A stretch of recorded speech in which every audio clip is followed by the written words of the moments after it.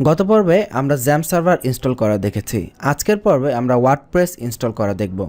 WordPress install করার জন্য প্রথমেই তাদের অফিসিয়াল ওয়েবসাইট wordpress.org এখানে যেতে হবে। এখানে একটি বিষয়, অনেকে wordpress.com এবং wordpress.org এই দুটোর মধ্যে কনফিউশন করে ফেলে। তো wordpress.com এবং wordpress.org এই দুটো সম্পূর্ণ ডিফারেন্ট দুটো ওয়েবসাইট, এই ব্যাপারে সতর্ক থাকতে হবে। আমরা এখানে যেটা নিয়ে কাজ করব সেটা হচ্ছে wordpress.org। তো আমরা এখানে আছি, এখান থেকে আমরা গেট ওয়ার্ডপ্রেস এখানে ক্লিক করব এবং বর্তমানে ওয়ার্ডপ্রেসের যেটা সর্বশেষ ভার্সন 5.1.1 সেটি ডাউনলোড করে নেব। তো আমি এখানে ক্লিক করছি। তো 11 MBর একটি সফটওয়্যার, খুবই ছোট্ট একটি সফটওয়্যার, এটি ডাউনলোড হচ্ছে। তো এই হচ্ছে আমাদের ওয়ার্ডপ্রেসের ফাইল। এর ভেতরে আমাদের ওয়ার্ডপ্রেসের যেগুলো প্রয়োজন সেগুলো আছে। তো এটা একটি জিপ ফাইল, এটিকে আনজিপ করে ব্যবহার করতে হবে। তো আপনারা যারা আমাদের ওয়েবগুরু টিউটোরিয়াল দেখেছেন সেখানে দেখেছেন HTML CSS শেখার সময় এই জিপ ফাইলের ব্যবহার, পাশাপাশি notepad plus plus, Zen coding এগুলোর ব্যবহার সেখানে দেখানো আছে। তো সেগুলো অত্যন্ত বেসিক, সেগুলো এখানে বারবার দেখানোর কোনো কারণ নেই, কারণ আমরা আগেও বলেছি এখনও বলছি যে এই কোর্সটি করার আগে অবশ্যই ওয়েবগুরু কোর্সটি দেখে নিতে হবে। তো সেগুলো দেখা থাকলে এই বেসিক বিষয়গুলো নিয়ে আমরা এখানে আর কোনো কথা বলছি না। তো এই জিপ ফাইলটাকে আমরা এখানে আনজিপ করব। তো এটাকে আনজিপ করার জন্য এক্সট্রাক্ট হেয়ারে ক্লিক করছি, রাইট ক্লিক করে। তো আনজিপ করলে এর ভেতর থেকে একটি ফোল্ডার বের হবে ওয়ার্ডপ্রেস নামে, এবং এই ফোল্ডারের ভেতর ঢুকলে আমরা দেখব সেখানে বেশ কিছু ফাইলস অ্যান্ড ফোল্ডার রয়েছে। এই ফাইলস অ্যান্ড ফোল্ডারগুলোই হচ্ছে মূলত ওয়ার্ডপ্রেসের ফাইল, এবং এগুলোই আমাকে ব্যবহার করতে হবে। তো ওয়ার্ডপ্রেস ব্যবহার শুরু করার জন্য আমাদের প্রথমে জ্যাম কন্ট্রোল প্যানেলটি ওপেন করে নিতে হবে। তো এই হচ্ছে জ্যাম কন্ট্রোল প্যানেল। এখান থেকে আমরা অ্যাপাচি এবং MySQL এই দুটোকে প্রথমে রান করে নিব। ওকে, এটা কেটে দিচ্ছে। এবার আমাদের কাজ হচ্ছে আমাদের লোকাল ডিস্ক যেটা আছে সি এর ভিতরে জ্যাম্পে প্রবেশ করব। জ্যাম থেকে htdoc-এ যাব। এই htdoc-টাই হচ্ছে মূলত আপনার মেইন ডিরেক্টরি। htdoc-এর ভিতরে আপনার যত প্রজেক্ট, সব প্রজেক্টের ফাইলগুলো এখানে থাকবে। তো htdoc-এর ভিতর আমাদের যেহেতু এটা ফার্স্ট প্রজেক্টের জন্য আমরা এখানে একটা নতুন একটা ফোল্ডার করে নিব একটা প্রজেক্টের জন্য। এখানে আমি নিউ ফোল্ডার ক্রিয়েট করছি, এটার নাম দিচ্ছি প্রজেক্ট 01। আপনি আপনার ইচ্ছা মতো যে কোনো নাম দিতে পারেন। তো এই প্রজেক্ট 01-এর ভেতর প্রবেশ করলাম, এবং এর ভেতরে যেই ওয়ার্ডপ্রেসের ফাইলগুলো আমরা ডাউনলোড করেছি সেগুলোকে কপি করে নিয়ে আসতেছি। খেয়াল রাখবেন, অনেকে ভুল করে এই ওয়ার্ডপ্রেসের ফোল্ডার সহ কপি করে নিয়ে আসতে পারেন, কিন্তু না, ফোল্ডার সহ না, শুধুমাত্র ভেতরের যে মেইন ফাইলগুলো এক্স্যাক্টলি ওই ফাইলগুলোই এখানে কপি করে নিয়ে আসতে হবে। তার মানে আমরা সফটওয়্যারের যে ফাইলগুলো আছে সেগুলো htdoc-এর ভেতরে প্রজেক্ট 1-এ গেলাম, প্রজেক্ট 1-এর ভেতরে রাখলাম। তো প্রজেক্ট 1 হচ্ছে এই মুহূর্তে আমার ওয়েবসাইটের জন্য মেইন রুট ফোল্ডার বা রুট ডিরেক্টরি। এখন আমাদের কাজ হচ্ছে ওয়ার্ডপ্রেসের জন্য একটা ডাটাবেস ক্রিয়েট করা। আমরা দেখেছিলাম যে একটি ডাটাবেস ছাড়া ওয়েবসাইট চলবে না, সো দ্যাটস ওয়াই আমরা একটি ডাটাবেস ক্রিয়েট করব। ডাটাবেস ক্রিয়েট করার জন্য আমি যেটা করব, PHP MyAdmin-এ প্রবেশ করতে হবে। এটার জন্য ব্রাউজার গিয়ে লিখতে হবে localhost/PHP MyAdmin, এটি লিখে এন্টার প্রেস করতে হবে। তাহলে আমাদের সামনে PHP MyAdmin-এর ড্যাশবোর্ড ওপেন হবে। তো PHP MyAdmin হচ্ছে মূলত আমরা যে PHP এখানে ব্যবহার করছি সেই PHP-টাকে কন্ট্রোল করার জন্য, PHP-র বিভিন্ন ডাটাবেস কন্ট্রোল করার জন্য একটি অ্যাডমিন প্যানেল। এখান থেকে আমরা আমাদের ওয়েবসাইটের ডাটাবেসগুলোকে কন্ট্রোল করতে পারি। তো আমাদের নতুন যে ওয়েবসাইটটি আমরা করতে যাচ্ছি, যেটি আমরা ওয়ার্ডপ্রেস ইনস্টল করতে যাচ্ছি, সেটার জন্য একটি নিউ ডাটাবেস ক্রিয়েট করতে হবে। সো দ্যাটস ওয়াই এখানে আমি ডাটাবেসে ক্লিক করছি। এখানে দেখুন ডাটাবেসের নেম দিতে বলতেছে, সো আমি এখানে ডাটাবেসের নেম দিব। এখানে আপনি যে কোনো নাম ব্যবহার করতে পারেন ডাটাবেসের নাম হিসেবে। তবে আমাদের সাজেশন হচ্ছে, যখন ধরেন আপনি একজন প্রফেশনাল ওয়েব ডেভেলপার, আপনার 200 প্রজেক্ট হয়ে যেতে পারে কোনো একটা সময় প্রজেক্ট করতে করতে, তো তখন যদি ডাটাবেসের নেমটা আপনার প্রজেক্টের যে ফোল্ডার সেই ফোল্ডারের নেমের সাথে মিলিয়ে রাখেন, তাহলে কিন্তু আপনার পরবর্তীতে কাজ করতে সহজ হবে যে কোন প্রজেক্টের কোনটা ডাটাবেস। তো এখানে আমরা প্রজেক্ট ফাইলের নেম দিয়েছিলাম প্রজেক্ট 01, সো এটার সাথে মিলিয়ে আমরা এখানে প্রজেক্ট 01 দিচ্ছি। এখানে একটি বিষয়, আপনারা চেষ্টা করবেন এই ডাটাবেসের নেমটা একদম ক্লিন ফরম্যাটে রাখতে। যেমন এখানে প্রথমে ABCD দিয়ে শুরু, তারপরে আমরা মাঝখানে কোনো সংখ্যা দিলাম, মানে 012, এটা নাও দিতে পারতাম, এবং আমরা সর্বোচ্চ এখানে আন্ডারস্কোর ব্যবহার করতে পারি, কিন্তু এখানে আমরা চেষ্টা করব হাইফেন বা অন্য কোনো স্পেশাল ক্যারেক্টার ব্যবহার না করতে। এটাকে যত সিম্পল রাখা যায় ততই বেটার।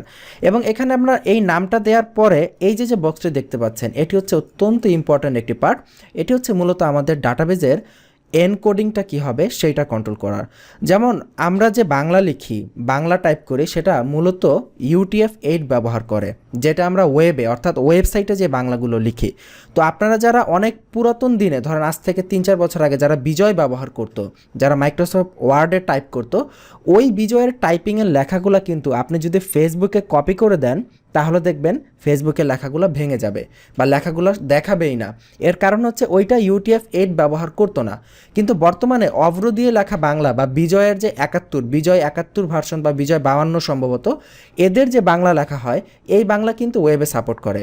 এর কারণ হচ্ছে এই বাংলাগুলো UTF-8 এনকোডিং ব্যবহার করে। সো দ্যাটস ওয়াই যদি আপনার ওয়েবসাইটে UTF-8 যে ভাষাগুলো আছে যেমন বাংলা, এই ভাষাগুলো যদি আপনি সাপোর্ট করাতে চান আপনাকে অবশ্যই এখানে UTF-8 ব্যবহার করতে হবে। তো আমরা এখানে ব্যবহার করছি UTF-8 MB4 ইউনিকোড CI, এটা ব্যবহার করছি। আপনি এটা ছাড়াও আরেকটা ব্যবহার করতে পারেন, সেটা হচ্ছে UTF-8 জেনারেল CI। এই যে দেখুন UTF-8 MB4 জেনারেল CI, এটাও আমরা ব্যবহার করতে পারি। তো এটা খুব ইম্পর্ট্যান্ট, কারণ প্রথমবার ক্রিয়েট করার সময় যদি এটা ভুল করে ফেলেন পরবর্তীতে এটা শুধরানো অনেক কষ্টকর। সো এই ক্ষেত্রে আমরা এখন ক্রিয়েটে ক্লিক করছি, আমাদের ডাটাবেস ক্রিয়েট হয়ে গেল। দেখতে পাচ্ছি বাম পাশে ডাটাবেসের লিস্টে প্রজেক্ট 01 এবং এখানে দেখাচ্ছে no tables found in database. যেহেতু ডাটাবেসটা একেবারেই নতুন, এখানে কোনো টেবিল নেই। এবার আমাদের কাজ হচ্ছে আমরা ওয়ার্ডপ্রেসের ফাইলগুলোকে কপি করে রেখেছি, আমরা ডাটাবেসও ক্রিয়েট করেছি। এবার আমরা যাব হচ্ছে লোকাল হোস্ট স্ল্যাশ আমাদের যে প্রজেক্ট ফাইলের নাম প্রজেক্ট 01, আমরা ফোল্ডারের নেমটা কি দিয়েছিলাম আপনার নিশ্চয়ই স্মরণ আছে, প্রজেক্ট 01। তো লোকাল হোস্ট স্ল্যাশ প্রজেক্ট 01 এই অ্যাড্রেসে আমাকে যেতে হবে। এবং এখন আমরা যে ওয়েবসাইটটা তৈরি করব বা ওয়ার্ডপ্রেস ইনস্টল করলে যে ওয়েবসাইটটা হবে সেই ওয়েবসাইটের অ্যাড্রেসও হবে কিন্তু মূলত এটা লোকাল হোস্ট স্ল্যাশ প্রজেক্ট 01। এখানে একটি বিষয়, এই যে প্রজেক্ট 01 যে আমরা দিয়েছি এটা কিন্তু ডাটাবেজের নেমের জন্য দেই নাই, এটা কিন্তু আমরা দিয়েছি আমাদের প্রজেক্ট ফাইলের নাম, আমাদের যে মেইন ফোল্ডারের নাম কি ছিল প্রজেক্ট 01, দ্যাটস ওয়াই আমরা এখানে প্রজেক্ট 01 দিয়েছি। সো এটা কিন্তু কোনোভাবেই কনফিউজ হওয়া যাবে না। তো এখানে আসলে দেখুন ওয়ার্ডপ্রেস সেট আপ করতে বলতেছে, যেহেতু আমরা সব কিছু ঠিকঠাকভাবে করেছি দ্যাটস ওয়াই এরকম দিলে আপনি ওয়ার্ডপ্রেস সেট আপ করতে আসবে। তো এখানে আমরা জাস্ট ওরা যেভাবে বলবে সেভাবে আমরা সামনের দিকে যাব। এখানে ল্যাঙ্গুয়েজ ইংলিশ, কন্টিনিউ বলতেছে। ওয়ার্ডপ্রেস ইনস্টল করতে বেশ কিছু ইনফরমেশন দরকার হবে, আমরা দেখি কী কী ইনফরমেশন। লেটস গোতে ক্লিক করছি, এটা কেটে দিই। আচ্ছা, প্রথমেই দেখেন ডাটাবেসের নেম, আমরা যে নামে ডাটাবেস ক্রিয়েট করেছি। তো আমরা এটার জন্য যে নামে ডাটাবেস ক্রিয়েট করছি সেটা হচ্ছে প্রজেক্ট 01। এরপরে ইউজার নেম।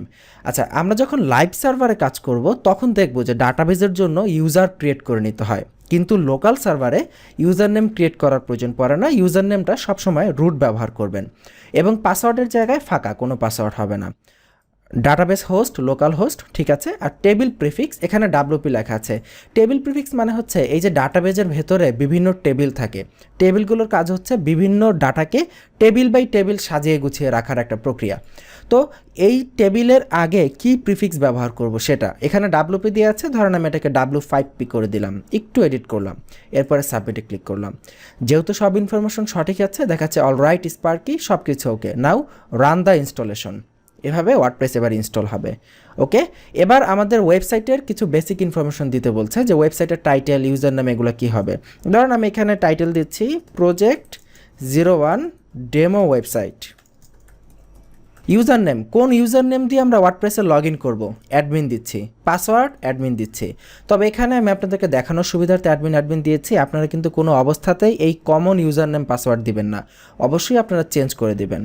তো এখানে যেহেতু দুর্বল পাসওয়ার্ড কনফার্ম করতে হবে, এই দুর্বল পাসওয়ার্ড আমরা রাখবো কিনা। ইমেল দিতে হবে, আমি এখানে ইমেল হিসেবে এখানে ব্যবহার করছি admin@itbari.com।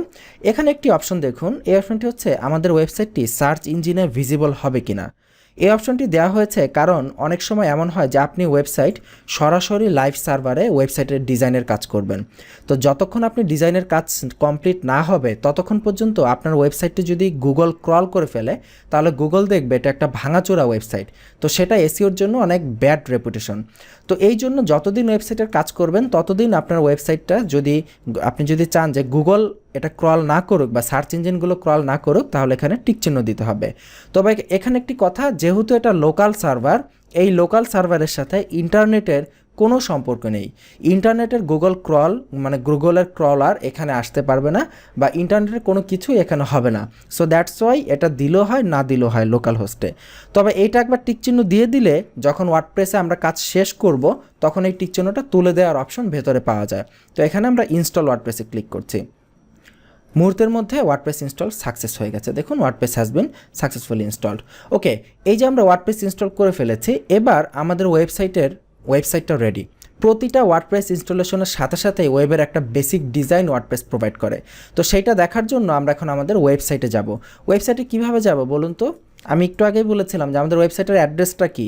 আমাদের ওয়েবসাইটের অ্যাড্রেস হচ্ছে localhost/project01। এটাই আমাদের ওয়েবসাইটের অ্যাড্রেস। তো এখন এই অ্যাড্রেসে গেলে আমরা দেখুন একটি ডেমো ওয়েবসাইট তৈরি হয়ে গেছে। অটোমেটিক্যালি এখানে একটি পোস্ট এসেছে, হ্যালো ওয়ার্ল্ড, এখানে সার্চ বক্স এসেছে, কমেন্টের অপশন এসেছে, রিসেন্ট পোস্ট, আর্কাইভ। তার মানে অত্যন্ত বেসিক সরল সোজা একটা ওয়েবসাইটের ডিজাইন হলেও একটি রেডিমেড ওয়েবসাইট চলে এসেছে। এবার আমাদের কাজ হচ্ছে ওয়ার্ডপ্রেসে লগ ইন করা, ওয়ার্ডপ্রেসে লগ ইন করে ওয়ার্ডপ্রেসের ড্যাশবোর্ড সম্পর্কে জানা। তো এই যে আমরা ওয়েবসাইটটা করলাম, এখন এই ওয়েবসাইটে আমরা লগ ইন করে ড্যাশবোর্ড অ্যাক্সেস করতে পারি। তো লগ ইন করার জন্য আমাদেরকে যেটা করতে হবে, আমাদের যেটা মেইন ওয়েবসাইট সেই ওয়েবসাইটের অ্যাড্রেস, এরপরে স্ল্যাশ দিয়ে আমরা কয়েকটা উপায়ে লগ ইন করতে পারি। একটি উপায় হচ্ছে WP অ্যাডমিন লিখে এন্টার প্রেস করা, তাহলে এখানে লগ ইন করার ফর্ম আসবে। আরও একটি উপায় হচ্ছে WP login.php এইটা লেখা, অথবা আরও একটি উপায় হচ্ছে শুধুমাত্র আপনার ওয়েবসাইটের অ্যাড্রেস /login লিখে এন্টার দিলেই লগ ইন পেজ চলে আসবে। এখানে একটু আগে আমরা যে আইডি পাসওয়ার্ডটি দিয়েছি অ্যাডমিন সেটি দিয়ে আমরা লগ ইনে হিট করলেই ওয়েবসাইটের ভেতরে লগ ইন হয়ে যাবে। এখন ফর দ্য ফার্স্ট টাইম যারা এটা দেখছেন তাদেরকে বলে নিচ্ছি, এই যে ড্যাশবোর্ডটা আপনারা দেখতে পাচ্ছেন, এই ড্যাশবোর্ডটা হচ্ছে ওয়েবসাইটের ব্যাকএন্ড। এখান থেকে ওয়েবসাইটের কন্টেন্টগুলোকে ম্যানেজ করা হয়। এবং আমরা একটু আগে যেটা দেখেছিলাম যে localhost/project01, এটা হচ্ছে ওয়েবসাইটের ফ্রন্ট এন্ড। তো ফ্রন্ট এন্ড ব্যাক এন্ড সম্পর্কে যার ধারণা নাই তার জন্য একবার বলে নিচ্ছি, ফ্রন্ট এন্ড হচ্ছে ওয়েবসাইটের সামনের পার্ট যেটা সবাই দেখতে পারে। ব্যাক এন্ড হচ্ছে সেই ওয়েবসাইটের ফ্রন্ট এন্ডকে কন্ট্রোল করার জন্য, সাজানো গোছানোর জন্য একটি বিশেষ প্যানেল যেখানে ডেভেলপাররা সেখানে কাজ করে থাকে। ফর এক্সাম্পল, যদি একটা রেস্টুরেন্টের কথা চিন্তা করেন, আপনি যখন কোনো রেস্টুরেন্টে খেতে যান, আপনি রেস্টুরেন্টে যান, আপনাকে খাবার সার্ভ করা হয়, আপনি কিন্তু দেখেন সব কিছু একদম ধোয়া মোছা, একদম পরিষ্কার ক্লিন একদম, কিন্তু যেখানে খাবার তৈরি করা হয় সেখানে কিন্তু সাধারণ পাবলিকের অ্যাক্সেস নেই, তারা কিন্তু সেখানে যেতে পারে না। তো সাধারণ পাবলিক দেখে কোনটা? রেস্টুরেন্টের সামনের সাইড, যেটা তাকে দেখানো হয়, সবাই সেটা দেখতে পারে। কিন্তু যেখানে খাবার তৈরি হয়, যেখানে বিভিন্ন ওয়ার্কাররা কাজ করে, সেটা হচ্ছে ওই রেস্টুরেন্টের ব্যাকএন্ড, যেখান থেকে রেস্টুরেন্টের সামনের পার্টকে কন্ট্রোল করা হয়। ঠিক একইভাবে এইটা হচ্ছে ওয়েবসাইটের ফ্রন্ট এন্ড, এটা সবাই দেখতে পারবে, যে কোনো আপনার ট্রাফিক, যে কোনো ভিজিটর এটা দেখতে পারবে। কিন্তু এগুলোকে কন্ট্রোল করার জন্য যে একটা প্যানেল দরকার, যেখান থেকে এই ডাটাগুলো কন্ট্রোল হবে, সেটি হচ্ছে মূলত এটার ব্যাকএন্ড। আই হোপ আমরা এতটুকু অংশ বুঝতে পেরেছি। তো নতুনদের সুবিধার জন্য একেবারে বিস্তারিত করে করা হচ্ছে, যাতে করে এখানে আর কোনো তথ্য এখানে মিস না থাকে এবং আপনারা যাতে একদম বলতে গেলে A to Z খুব ভালোভাবে জানতে পারেন। তো এই পর্ব এই পর্যন্তই। আপনিও ওয়ার্ডপ্রেস ইনস্টল করে ফেলুন এবং এই ড্যাশবোর্ডে লগ ইন করুন, এবং আগামী পর্বে আমরা সামনের দিকে স্টেপ বাই স্টেপ এই যে অপশনগুলো রয়েছে, এই সকল অপশনগুলো আমরা ইনশাল্লাহ চেষ্টা করব দেখার। আগামী পর্বের আমন্ত্রণ জানাচ্ছি। ভালো থাকবেন। আল্লাহ হাফিজ।